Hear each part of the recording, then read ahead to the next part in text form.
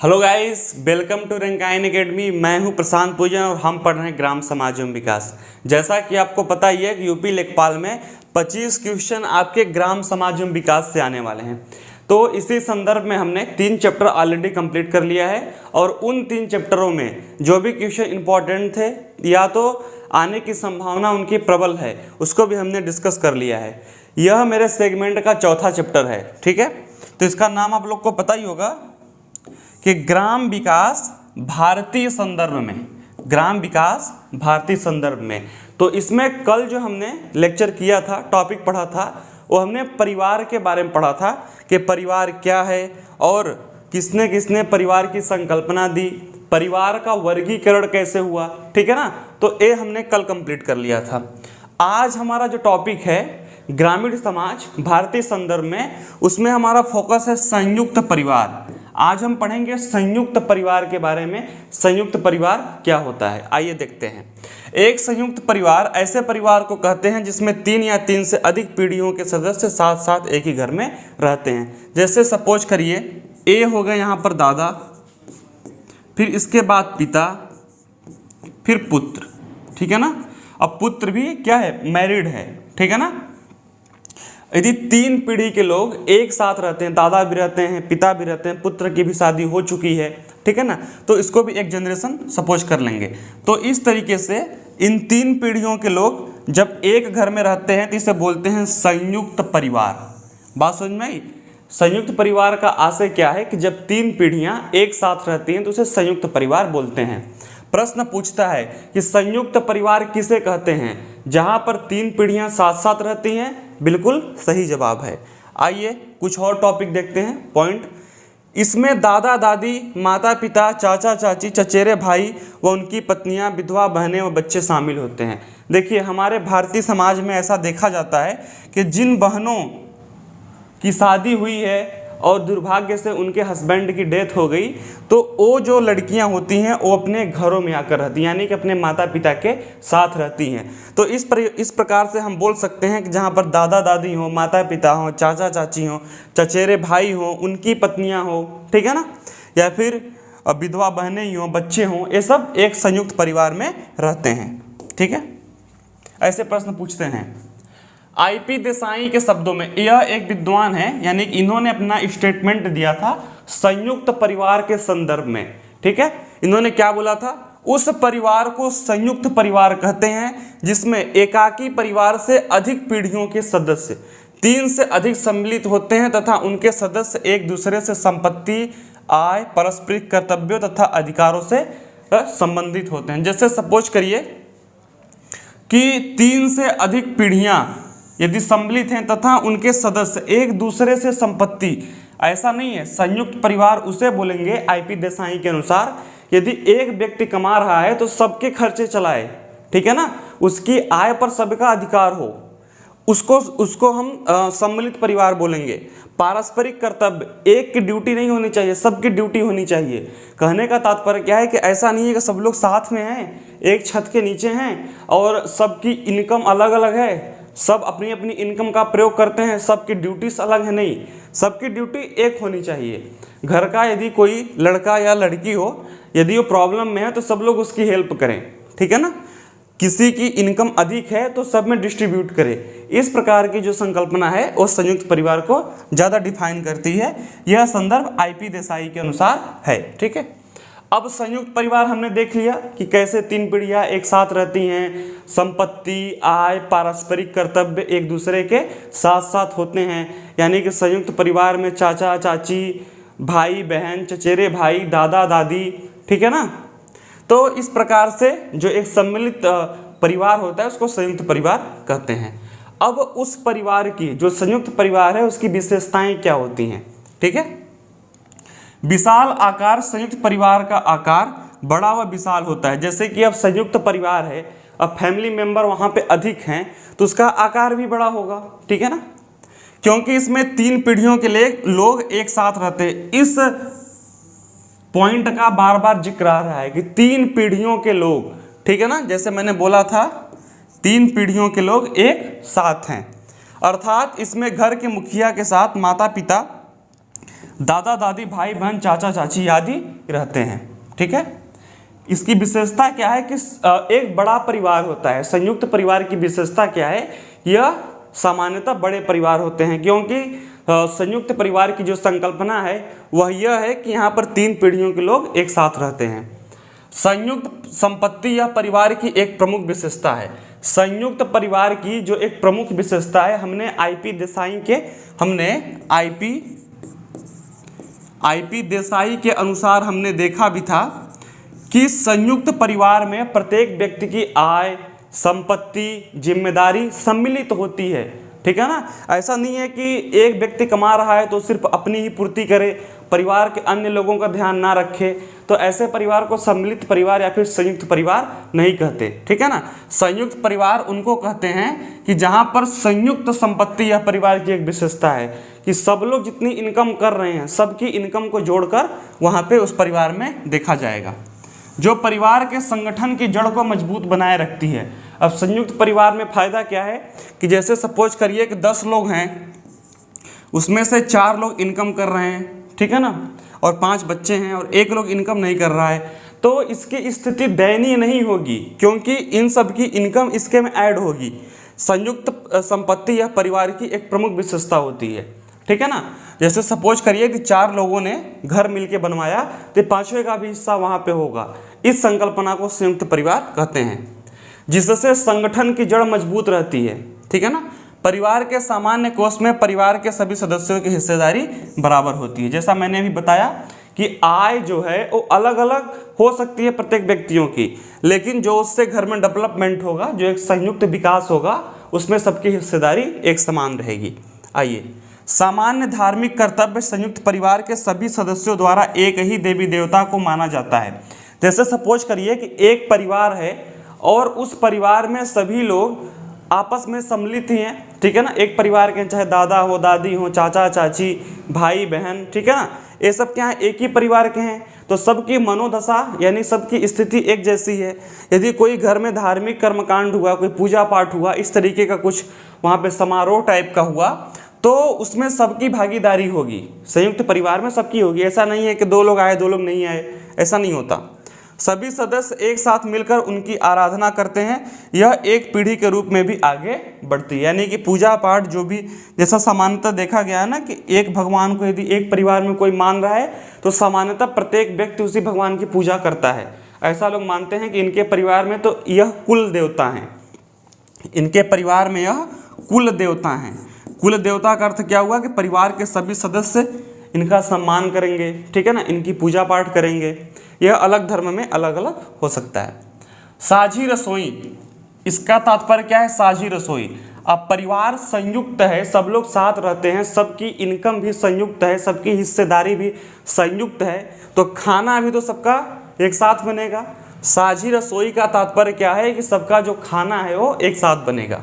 तो संयुक्त परिवार के सभी सदस्य एक ही रसोई से बना खाना खाते हैं। ठीक है ना, यह भी सम्मिलित परिवार की खूबसूरती होती है। सब लोग एक साथ बैठ के या फिर एक ही रसोई में बना हुआ, यानी एक ही चूल्हे पर बना हुआ खाना खाते हैं। परिवार की महिलाएं मिलकर खाना बनाती हैं। जो ग्रामीण समाज है भारत का, वहाँ पर ऐसा सामान्यतः देखा गया है कि परिवार की जो महिलाएं होती हैं, जो बच्चियाँ होती हैं, बहनें होती हैं, वो परिवार में खाना बनाने का कार्य करती हैं। सामूहिक एकता, संयुक्त परिवार में सभी कार्य पारस्परिक सहयोग से पूरे होते हैं। यानी कि घर में कोई काम आ गया, छोटा मोटा कोई काम आ गया, तो सब लोग मिल के काम करेंगे। ऐसा नहीं है कि 2 लोग कर रहे हैं 2 लोग बैठे हैं। संयुक्त परिवार का तात्पर्य क्या है कि सबकी जिम्मेदारी भी एक ही होगी। ठीक है ना, हाँ, इसमें आपसी एकता व सहमति होती है। अब परिवार में सब लोग साथ में खाना खा रहे हैं, सबकी आय एक है, सबकी संपत्ति एक है, सबकी हिस्सेदारी एक है, आपस में अपनेपन एकता की भावना है, पूजा पाठ सब लोग साथ कर रहे हैं। ठीक है ना, तो इससे क्या होगा? आपसी एकता व सहमति काफ़ी ज़्यादा बढ़ेगी।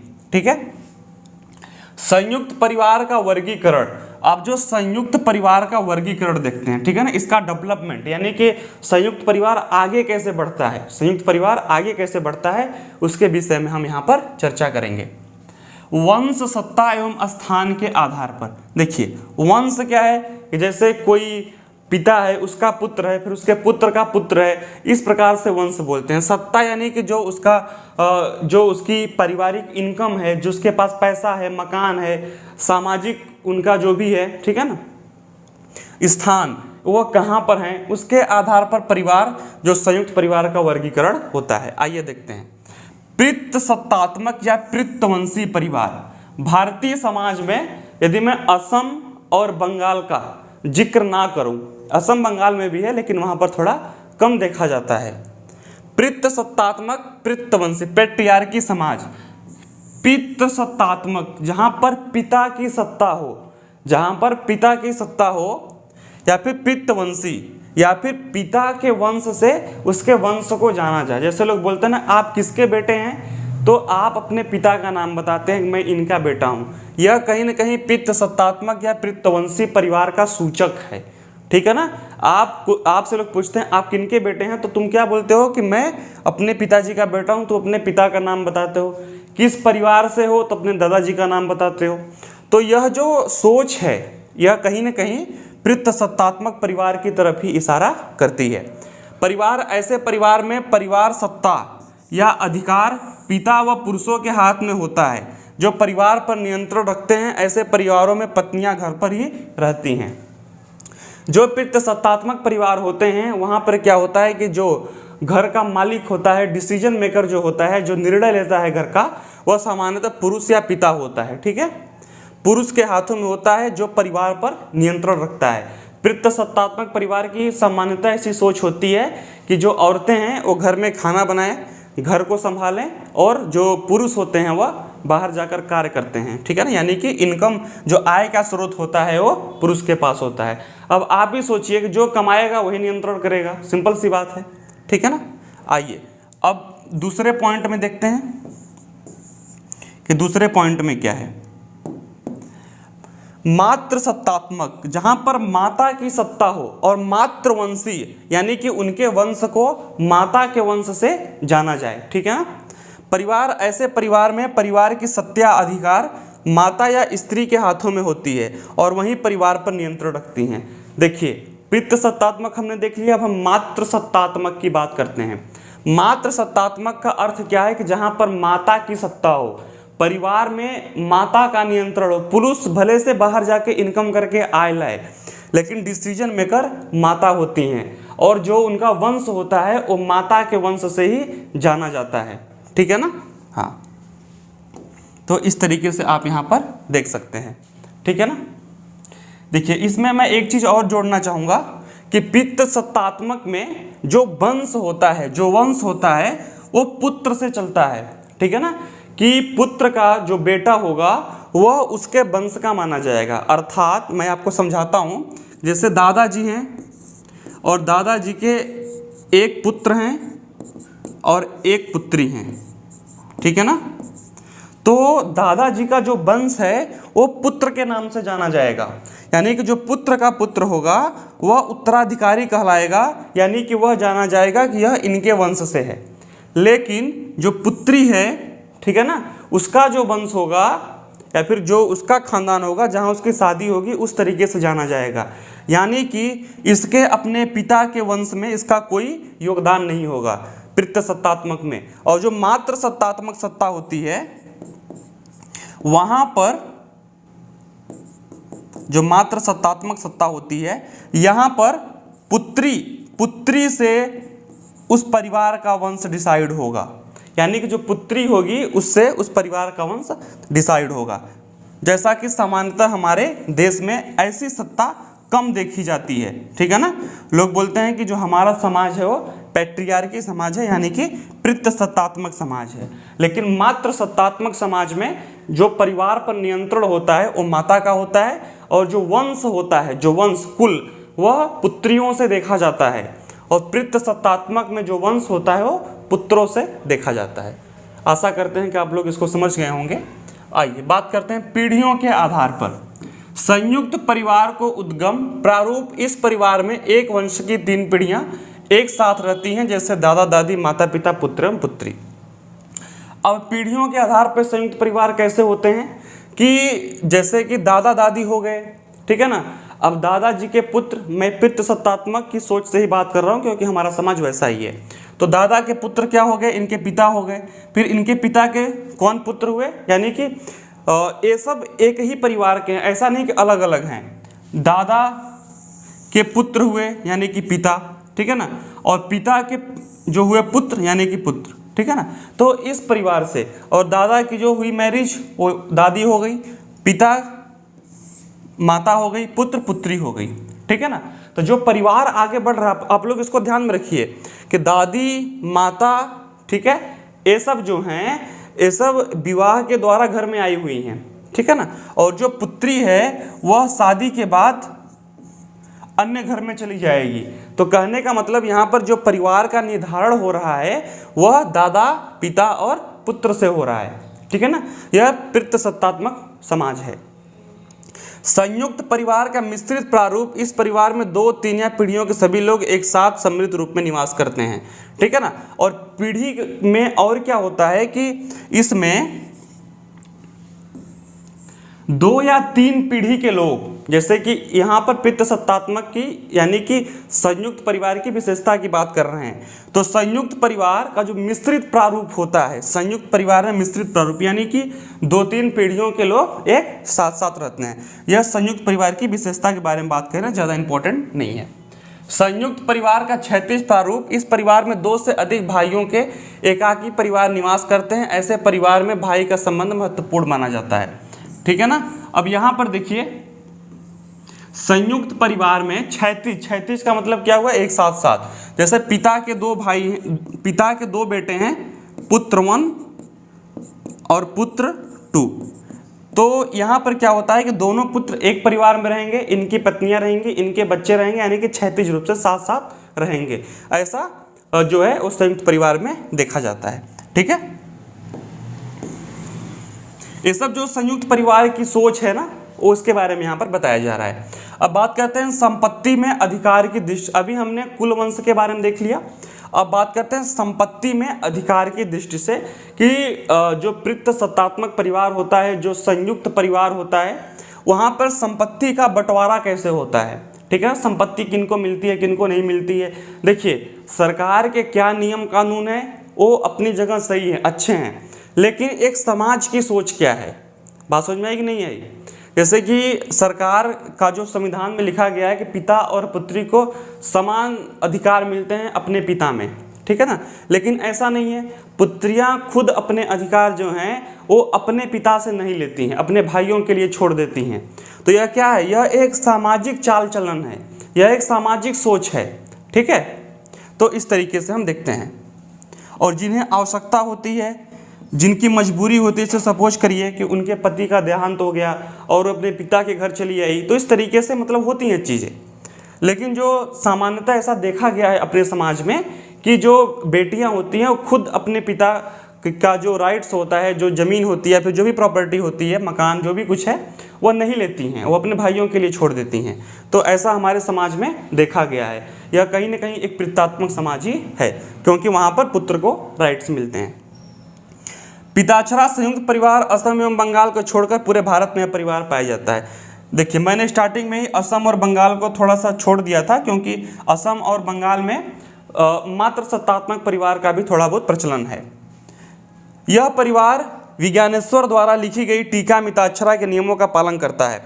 एक विज्ञानेश्वर हैं जिन्होंने संयुक्त परिवार के बारे में अपनी टिप्पणी लिखी थी, उस पर ज़्यादा ध्यान नहीं देना है। दया भाग संयुक्त परिवार या परिवार असम एवं बंगाल में पाया जाता है, जो जीमूत वाहन के द्वारा लिखित दया भाग ग्रंथ पर आधारित है। देखिए यदि मैं अपने समाज को, अपने भारतीय समाज को 2 विचारधाराओं में तोड़ूं, ठीक है ना, तो एक ज्ञानेश्वर का समाज और एक यहाँ पर जीमूत वाहन का समाज। तो जो ज्ञानेश्वर का समाज है वो कहीं ना कहीं ज़्यादा पितृसत्तात्मक है, और जो जीमूत वाहन है यानी कि असम और बंगाल में यह मात्र सत्तात्मक समाज की तरफ इशारा करता है, ठीक है ना। और यहाँ पर मैं आपको जिक्र करूँ कि संपत्ति में अधिकार की दृष्टि से तो 2 प्रकार की सोच है, और जो यहाँ पर संपत्ति के राइट्स हैं पितृसत्तात्मक में यह पुत्रों से ट्रांसफर होते हैं, ठीक है ना। दादा की प्रॉपर्टी पुत्र को गई और उनके पुत्र की प्रॉपर्टी उनके पुत्र में गई। लेकिन असम बंगाल में थोड़ा सा जहाँ पर मातृसत्तात्मक सोच है जिमूत वाहन द्वारा, वहाँ पर पुत्रियों को भी ट्रांसफ़र होती है। वो समाज से ट्रांसफ़र होती है, कानून से तो सब बराबर हैं, पूरे देश में कानून लागू है, लेकिन एक सामाजिक सोच क्या है उस पर बात चल रही है। ठीक है ना। ये सब देखिए टॉपिक बस आप लोग को बेसिक अंडरस्टैंडिंग वाली है टॉपिक। संयुक्त परिवार विघटन के कारण, अब देखिए हमने संयुक्त परिवार देख लिया कि किस प्रकार से संयुक्त परिवार होता है, संयुक्त परिवार की विशेषताएं क्या होती हैं, कैसे लोग एक साथ हैं रहते, उनका खाना पीना, उनकी जो धार्मिक एक्टिविटी होती है, उनमें जो आपस में स्नेह लगाव होता है, एकता की भावना होती है, किस प्रकार से संयुक्त परिवार में देखी जाती है। अब संयुक्त परिवार टूट क्यों रहे हैं, आप ही बताइए कि आपके गाँव के आसपास, आपके घर के आसपास 3 पीढ़ियां एक साथ रहती हों, ऐसा सामान्यतः अब कम देखा जा रहा है। तो इसके टूटने के कारण क्या है यह समझते हैं। जैसे नगरीकरण, नगरीकरण के कारण संयुक्त परिवारों का विघटन बड़ी तेजी से हुआ है। अब कहने का अर्थ क्या है कि हमारे जो गांव हैं अब वो नगर में धीरे धीरे कन्वर्ट हो रहे हैं, उद्योग वहाँ पे खुल रहे हैं। ठीक है ना, कारखाने, बड़े उद्योग धंधों तथा व्यापारिक सुविधाओं की अधिकता कारण लोग नगरों में आए और बस गए। जैसे सपोज करिए कि कोई वहाँ पे दादा दादी गाँव पे थे, ठीक है ना, अब इनके 2 पुत्र हुए, पुत्र 1 और पुत्र 2।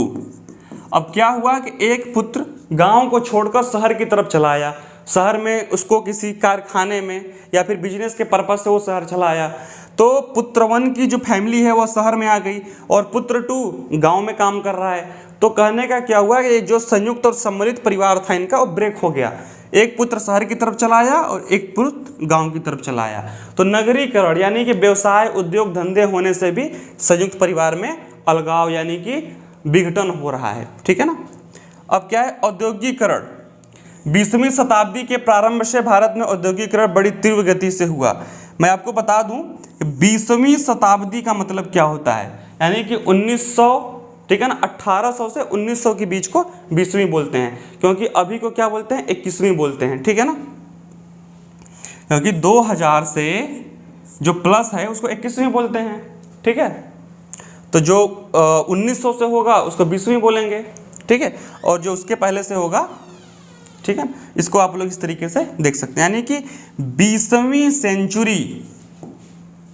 ठीक है, तो इस तरीके से आप इसको देख सकते हैं कि 1900 से 1901 से 1999। ठीक है ना, इसको 20वीं बोलेंगे। और जो अब चल रहा है यानी कि 2000 के बाद से उसको 21वीं बोलेंगे, यानी कि एक बढ़ा के बोलेंगे। तब से भारत में औद्योगिक क्रांति आ गई। औद्योगिक क्रांति देखो इंग्लैंड में सबसे पहले आई, वो तो काफ़ी पहले आ गई थी, लेकिन भारत में ऐसा माना जाता है कि लगभग 100 या 120 साल से भारत में इसका प्रचलन काफ़ी तेज़ी से बढ़ा। तो जब भारत में उद्योग खुलने लगे, उद्योग धंधे बनने लगे, कारखाने बनने लगे, तो गांव का जो परिवार था, जैसे कि 2 भाई गांव में है, मैंने अभी बताया, तो एक शहर में आके बस गया। ठीक है ना, जब वो शहर में आ गया और एक भाई गांव में है, तो कहने का तात्पर्य क्या है कि जो संयुक्त परिवार का कॉन्सेप्ट है वो ब्रेक हो गया। ठीक है ना, कि साथ साथ रहने वाला जो कॉन्सेप्ट है वो ब्रेक हो गया। अब व्यक्तिवाद क्या है, पाश्चात्य संस्कृति तथा आधुनिक शिक्षा के फलस्वरूप, देखिए जो पश्चिम का कल्चर है वहाँ पर क्या है कि सम्मिलित परिवार का कोई बहुत बड़ा कॉन्सेप्ट नहीं है। वहाँ पर तो यहाँ तक देखा गया है कि माता पिता जो हैं, माता पिता आपस में अलग रहते हैं। ठीक है ना, पुत्र पुत्र आपस में अलग रहते हैं, माता पुत्र अलग रहते हैं, यहाँ तक भी देखा गया है। आप यदि रूस का जो वहाँ पर सामाजिक ढांचा है यदि आप उसको पढ़ें तो आप उसको चौंक जाएंगे। ठीक है ना, कि वहाँ पर किस तरीके से अलगाव की भावना रहती है। मैं एक रूस का ब्लॉग्स पढ़ रहा था, एक कोई वहाँ पर लिखा था, कितनी सच्चाई है ये तो मुझे पता नहीं, लेकिन हाँ थोड़ा सा ऑफिशियल टाइप का लग रहा था। तो मैंने उसको पढ़ा तो उसमें लिखा गया था कि मैं जब रूस गया और रूस में जाकर मैंने एक बच्चे से पूछा कि तुम्हारे पेरेंट्स कहाँ रहते हैं, यानी कि तुम्हारे पिताजी कहाँ रहते हैं, तो उसने बोला कि मेरे पिताजी अपने पत्नी के साथ रहते हैं। ठीक है ना, उसने पूछा कि तुम्हारी माता कहाँ रहती हैं, तो उसने कहा कि मेरी माता अपने पति के साथ रहती हैं। बात समझ में आई? बोला कि तुम कहाँ हो? बोला ठीक है मैं अपना हूँ। यानी कि 18 साल के बाद ऐसा जब बच्चे बड़े होते हैं तो सामान्यतः अपने परिवारों से अलग हो जाते हैं। इस तरीके का भी पश्चिमी जो देश है वहाँ पर देखा गया है। आप लोग यदि इसको पढ़ेंगे तो और ज़्यादा जानेंगे।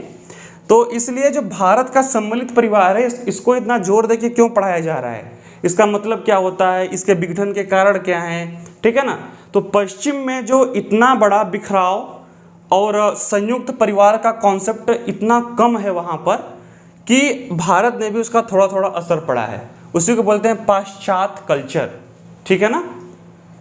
आधुनिक शिक्षा के फलस्वरूप अब क्या है कि मॉडर्न जो आजकल की पढ़ाई है, ठीक है ना, उसको बच्चे पढ़ रहे हैं और उसमें क्या है कि बहुत ज़्यादा संयुक्त परिवार पे जोर नहीं दिया जाता, ठीक है ना। लोग अब एटीट्यूड में रहते हैं, अरे मैं उनकी बात क्यों मानूं, बात समझ में आई। तो इस तरीके की भावना से भी ब्रेक होते हैं फैमिली में। व्यक्तिवाद भावना, अब संयुक्त परिवार है तो वहाँ पर सम्मिलित भावना होती है, जब तक पूरे परिवार की सहमति नहीं होगी तब तक कोई काम नहीं होगा।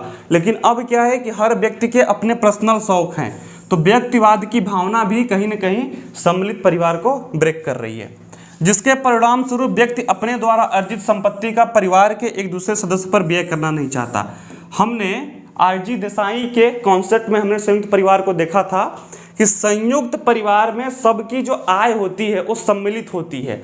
यदि परिवार में 2 लोग इनकम कर रहे हैं 10 के परिवार में, तो इन 2 की इनकम 10 की इनकम मानी जाएगी, ठीक है ना। तो अब क्या है कि लोग चाहते हैं कि मैं पर्सनली कमा रहा हूं तो मैं उसको अपने पर्सनली पे ही खर्च करूं, पूरे परिवार में उसका वितरण ना करूं, ठीक है ना। तो इसलिए भी जो एक व्यक्ति विशेष की भावना है वह आने से भी जो सम्मिलित परिवार हैं वह टूट रहे हैं। स्त्रियों में शिक्षा का प्रसार, देखिए इससे मैं बहुत अधिक तो सहमत नहीं हूं, लेकिन अब टॉपिक है, हो सकता है पेपर में आ जाए। तो इनका मानना है कि वर्तमान युग में स्त्रियों में पर्याप्त शिक्षा का प्रसार हो रहा है। पहले क्या था कि पितृसत्तात्मक समाज है, स्त्रियां जो हैं वो घर में सिर्फ खाना बनाती हैं, ठीक है ना, और जो पुरुष होते हैं वो उनको दिशा निर्देश देते हैं, ऐसे करो वैसे करो। लेकिन अब क्या है, स्त्रियां पढ़ाई लिखाई कर रही हैं, ठीक है ना। तो उनको यदि लगता है कि उनके परिवार में उनके हस्बैंड की या फिर उनकी उतनी इज्जत नहीं है जितना दूसरों की उस परिवार में है, तो वो करती क्या है कि बोलती हैं कि चलो हम अलग हो जाते हैं अब, ठीक है ना, यहाँ पर तो हमारा कोई आत्मसम्मान नहीं है। इस तरीके की भावना भी देखी गई है। अब सच्चाई आप लोग खुद जानते होंगे कितनी सच्चाई है, ठीक है ना। अब हम तो यूट्यूब पे ऐसे बोल नहीं सकते कुछ भी। हाँ, जनसंख्या में वृद्धि, अब संयुक्त परिवार का कॉन्सेप्ट क्या है कि 3 पीढ़ियां एक साथ रहें, 3 पीढ़ियां, दादा दादी, माता पिता, ठीक है ना, माता पिता पिता के जो भाई हैं, चाचा चाची, ठीक है, जो उनके बेटे हैं, उनकी बेटियां हैं, जो अपने पिता के बेटे हैं। यानी कि कहने का अर्थ क्या है कि काफ़ी लोग, यदि एक परिवार की बात करें तो अधिकतर लोग क्या होंगे, यानी एक बड़ा परिवार होता है। अब जनसंख्या यदि इतनी अधिक हो गई तो एक घर में रहना संभव सा नहीं होता, तो इसलिए भी जनसंख्या में वृद्धि भी एक संयुक्त परिवार के विघटन का कारण बनती है।